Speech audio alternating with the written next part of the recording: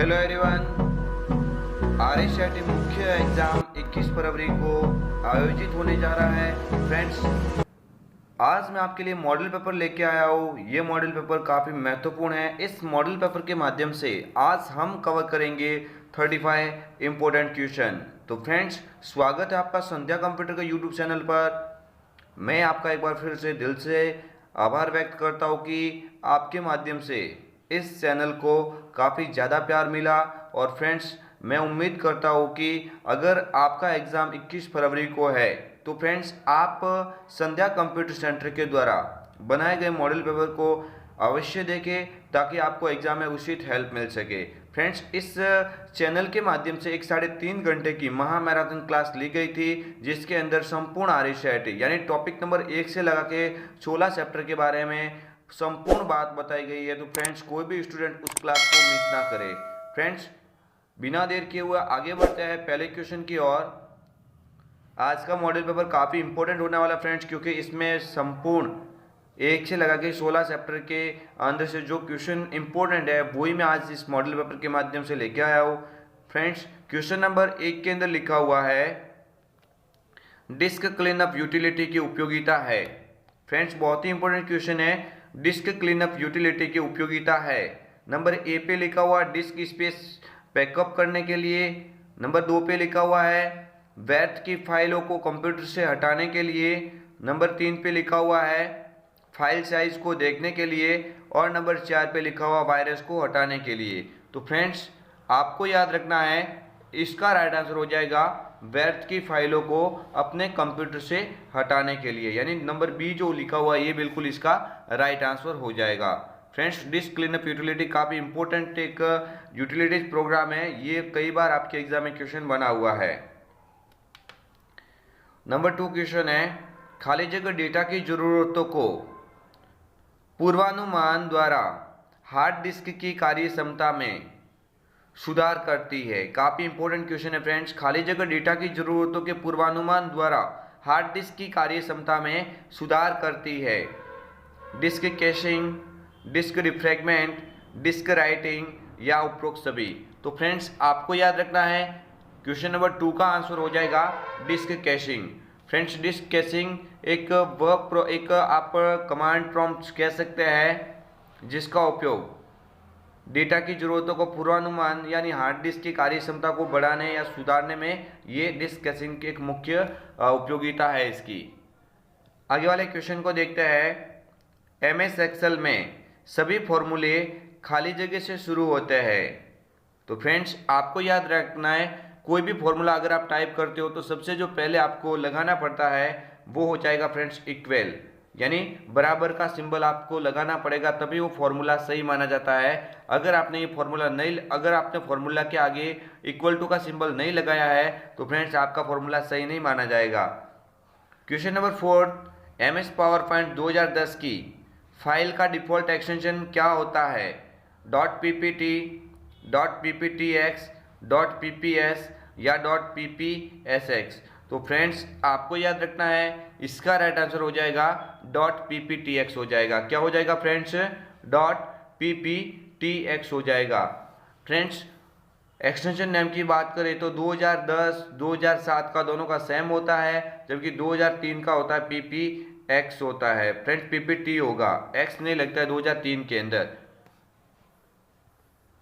Next question है friends, जब कोई ऑपरेटिंग प्रणाली एक साथ एक से अधिक अनुप्रयोग पर कार्य करती है तो उसकी ये योग्यता खाली जगह कहलाती है। काफ़ी इंपॉर्टेंट क्वेश्चन है फ्रेंड्स, यानी जब कोई ऑपरेटिंग प्रणाली एक साथ एक से अधिक अनुप्रयोग पर कार्य करती है तो उसकी ये योग्यता खाली जगह कहलाती है।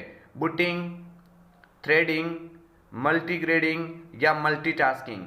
तो फ्रेंड्स, आपको याद रखना है, इसका राइट आंसर हो जाएगा वो हो जाएगा फ्रेंड्स मल्टीटास्किंग हो जाएगा। नंबर डी यहाँ पे बिल्कुल ही करेक्ट आंसर होगा।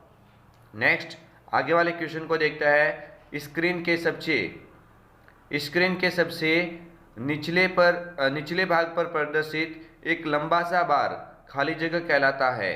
Task bar, title bar, menu bar या स्पेस बार। तो फ्रेंड्स, आपको याद रखना है, इसका राइट आंसर हो जाएगा वो हो जाएगा फ्रेंड्स टास्क बार हो जाएगा। क्या हो जाएगा? नंबर यहाँ पे यहाँ पे ए पे लिखा हुआ टास्क बार इसका बिल्कुल ही करेक्ट आंसर हो जाएगा, क्योंकि स्क्रीन के निचले भाग पर प्रदर्शित एक लंबा बार आप टास्क बार को कहेंगे। ठीक है फ्रेंड्स,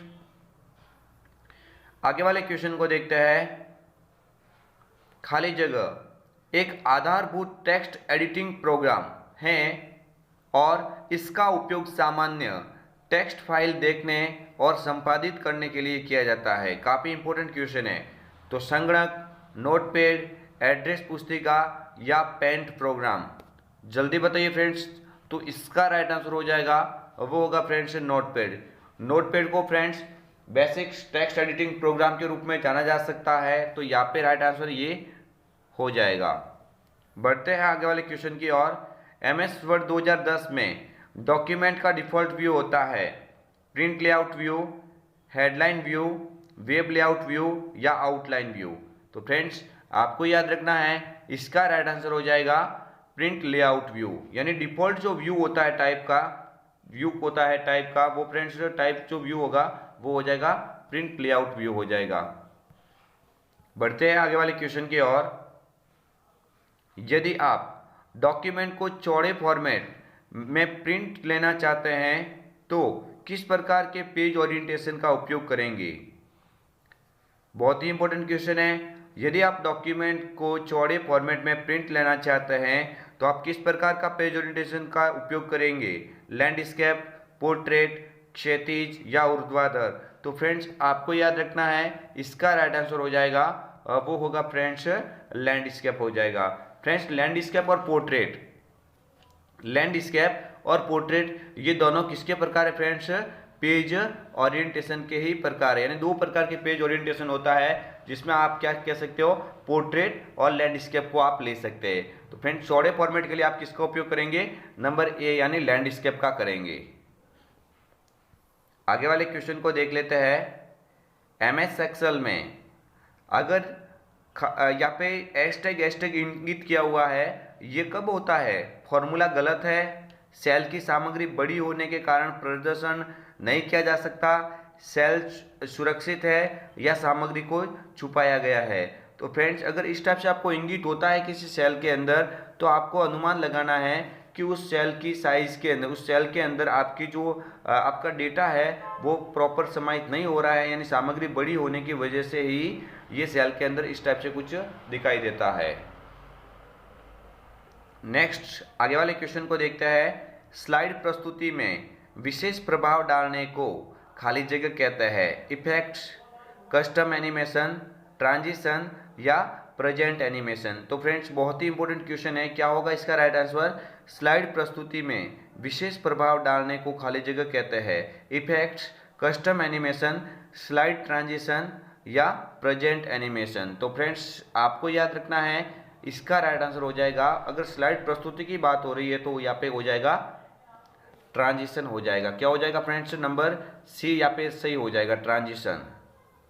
नेक्स्ट आगे वाले क्वेश्चन को देखते हैं। इंटरनेट के माध्यम से कौन से कार्य किए जा सकते हैं? ईमेल, बैंकिंग, खरीदारी या उपरोक्त सभी। तो फ्रेंड्स इंटरनेट के माध्यम से क्या कार्य कर सकते हैं? तो ये ईमेल का कर सकते हैं, बैंकिंग का कर सकते हैं, खरीदारी भी कर सकते हैं। यानी ये तो इजी क्वेश्चन है फ्रेंड्स। राइट आंसर क्या हो जाएगा? उपरोक्त सभी हो जाएगा, यानी ऑल ऑफ अबव हो जाएगा।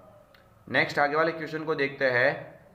डिस्क डिफ्रैगमेंट्स ऐसा प्रोग्राम है जो ए पे लिखा हुआ है अनावश्यक हिस्सों को चिन्हित और दूर करता है तथा फाइलों और अनप्रयुक्त डिस्क स्पेस को पुनः व्यवस्थित करता है।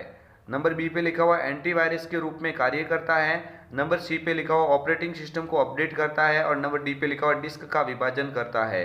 तो फ्रेंड्स आपको याद रखना है इसका राइट आंसर क्या हो जाएगा? यहाँ पे हो जाएगा नंबर ए वाला। डिस्क डिफ्रैगमेंट्स का कार्य क्या होता है फ्रेंड्स? अनावश्यक हिस्सों को चिन्हित और दूर करता है तथा फाइलों और अनुपयुक्त डिस्क स्पेस को पुनः व्यवस्थित करने में सहायक होता है। तो फ्रेंड्स यहाँ पे राइट आंसर हो जाएगा वो होगा फ्रेंड्स नंबर ए वाला। नेक्स्ट आगे वाले क्वेश्चन को देखते हैं। एक्सेल में फंक्शंस डालने के लिए किस कुंजी का प्रयोग किया जाता है? नंबर ए पे लिखा हुआ है शिफ्ट F3, नंबर बी पे लिखा हुआ है शिफ्ट F5, नंबर सी पे लिखा हुआ है शिफ्ट F7 और नंबर डी पे लिखा हुआ है शिफ्ट F4। तो जल्दी बताइए फ्रेंड्स क्या होगा इसका राइट आंसर। तो फ्रेंड्स आपको याद रखना है इसका राइट आंसर हो जाएगा वो हो जाएगा फ्रेंड्स शिफ्ट के साथ में F3 हो जाएगा। यानी आप एक्सेल के अंदर कोई फंक्शंस डालने के लिए अगर आप डायलॉग बॉक्स ओपन करना चाहते हो तो शिफ्ट के साथ में F3 को दबाएंगे। काफ़ी इंपॉर्टेंट है फ्रेंड्स, आने लायक आपके एग्जाम में ये क्वेश्चन।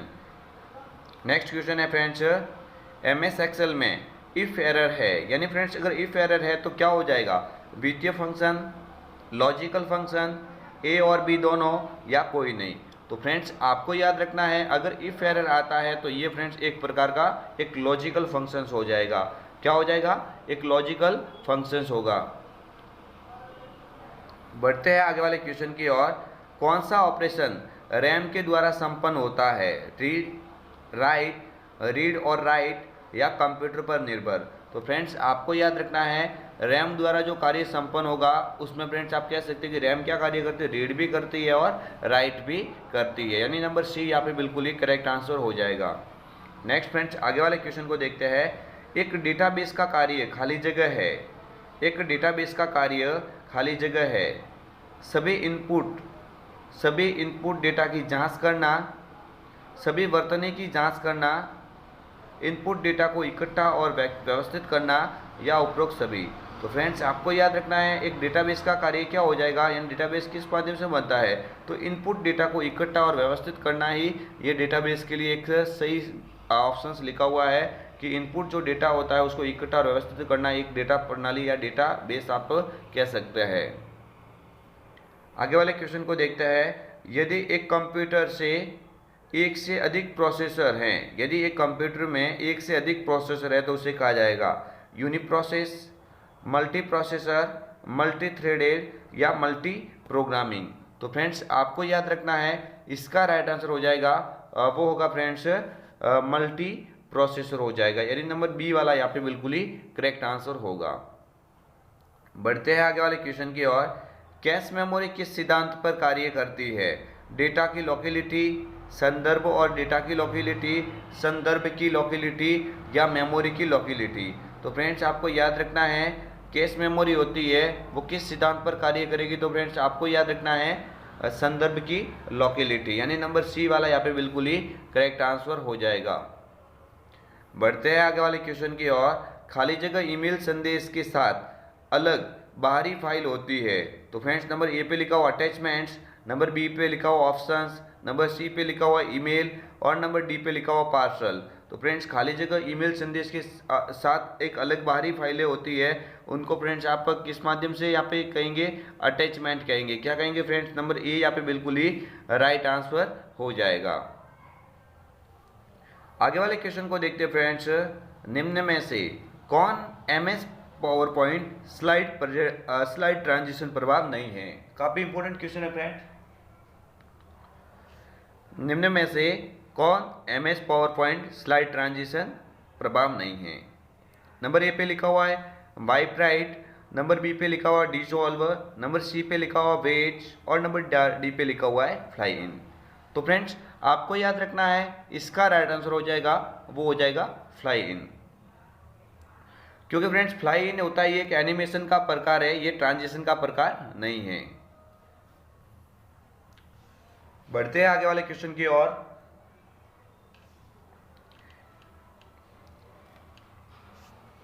ऐसा कौन सा उपकरण है जो लंबी दूरी के संचार के लिए डिजिटल डेटा को एनालॉग डेटा में रूपांतरण करता है।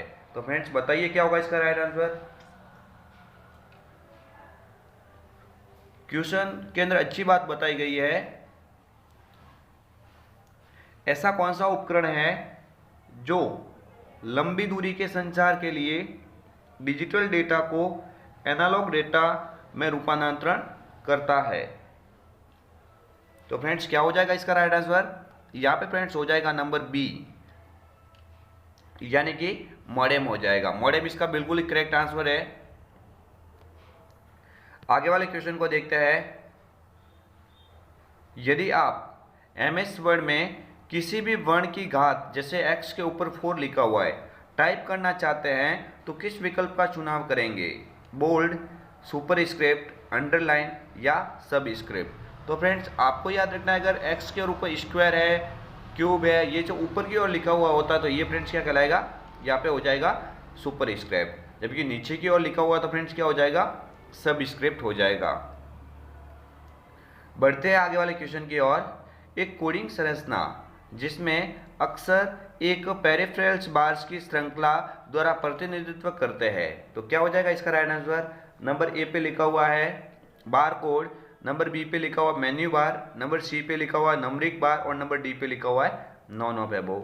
तो फ्रेंड्स आपको याद रखना है, इसका राइट आंसर हो जाएगा वो होगा फ्रेंड्स बार कोड। क्योंकि फ्रेंड्स बार कोड होता है वो कुछ इस तरह से दिखाई देता है, उसमें कोई भी ऐसा ऑप्शन होता है, उसमें बहुत सारे ऐसे लाइनर टाइप में होती है जो यहाँ पे इसका प्रतिनिधित्व करता है। एज ए बार कोड मतलब इस टाइप से होगा, आपने देखा होगा।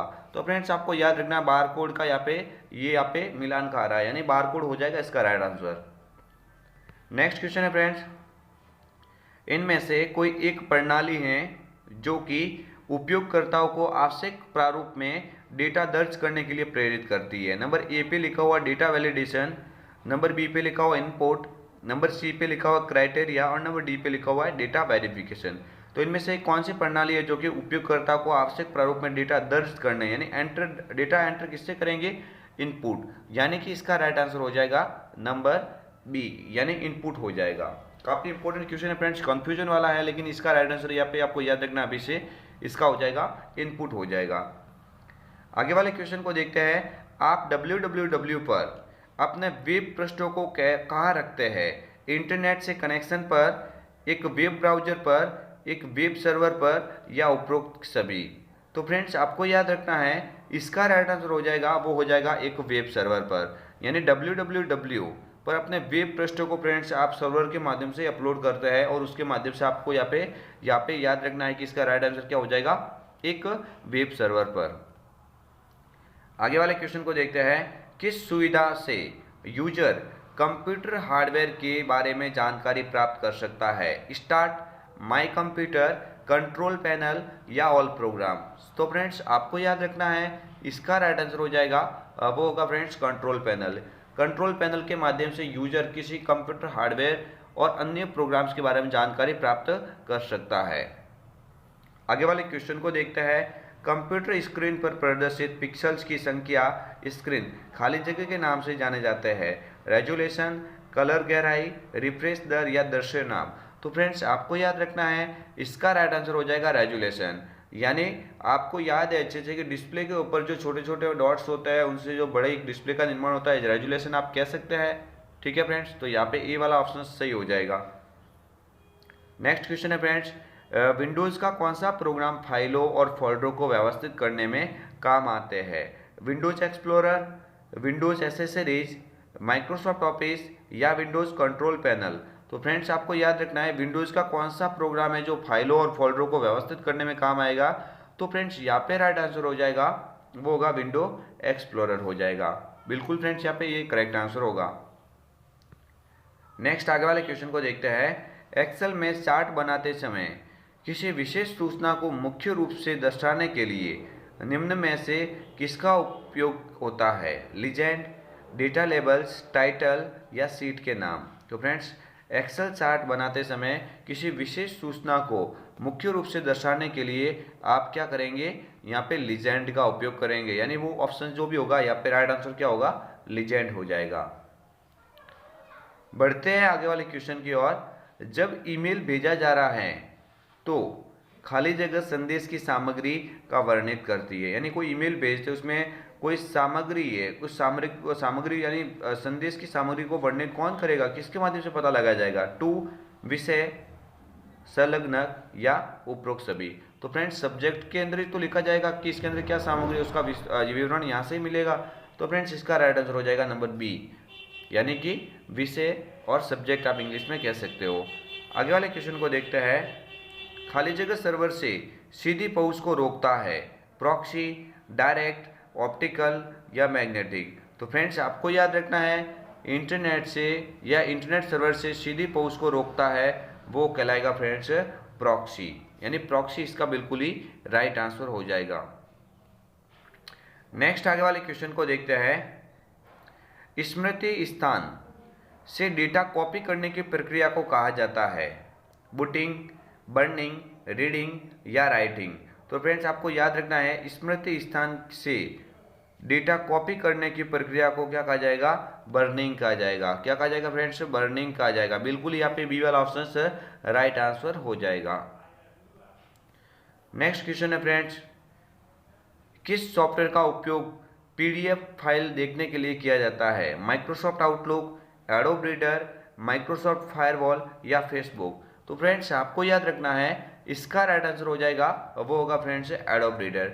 एडोब रीडर फ्रेंड्स वह एक एप्लीकेशन प्रोग्राम है जो पीडीएफ फाइलों को लोड करवाता है, यानी पीडीएफ फाइल को देखने के लिए एक प्लेटफॉर्म प्रदान करता है। बढ़ते फ्रेंड्स अंतिम क्वेश्चन की ओर। खाली जगह आमतौर पर एक सर्चा या सूचनात्मक वेबसाइट होती है जो कि असतत प्रविष्टियां, जिन्हें पोस्ट कहते हैं, ये मिलकर बनी होती है। फायरवॉल, एंटीवायरस, फेसबुक मैसेंजर या ब्लॉग्स? तो फ्रेंड्स आपको याद रखना है, इसका राइट आंसर हो जाएगा, वो होगा फ्रेंड्स नंबर डी, यानी कि ब्लॉग्स हो जाएगा।